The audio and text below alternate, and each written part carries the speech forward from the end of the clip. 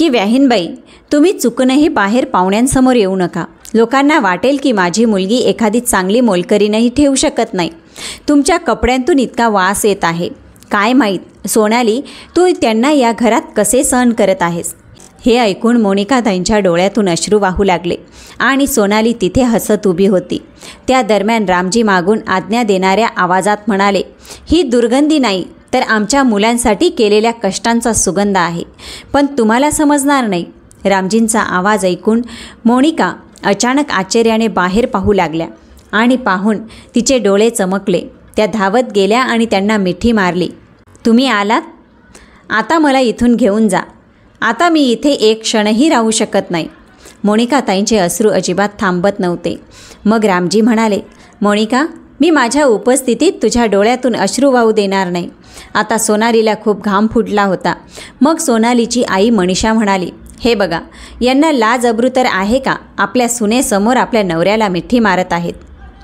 मोनिकाताई स्वतःला वेगळे करण्यासाठी बाजूला होऊ लागल्या तेव्हा रामजी म्हणाले, का?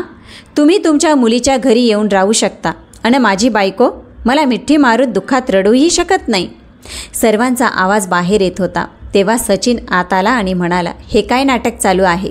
घरी पाहुणे आले आहेत आणि सोनाली, आई, स्वयंपाकघरात असताना तू पाहुण्यांना पाहायचे सोडून स्वयंपाकघरात काय करत आहेस? आणि बाबा, तुम्ही येथे बायकांमध्ये काय करत आहात? जावा तिकडे आणि सासऱ्यांसोबत बसा. आई, बाहेर समोसे आणि पकोडे नाहीत, ते घेऊन या. हे पण मलाच सांगावे लागणार का? हे ऐकून सोनाली हसायला लागली. पण तिला माहीत नव्हते की तिचे हास्य फक्त एका क्षणासाठी होते. लवकर कर आई, असे बोलून सचिन मागे वळला. तेव्हा रामजीने सचिनच्या गालावर एक जोरदार थाप मारली. नालायका, तू तुझ्या बायकोसमोर तुझ्या आईचा अपमान करतोस?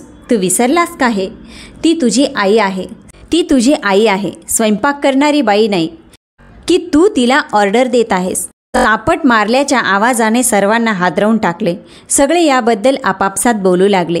मग रामजी म्हणाले, सावधान मोनिका, जर तू आता काही काम केलेस तर चल आता आणि सामान बांध.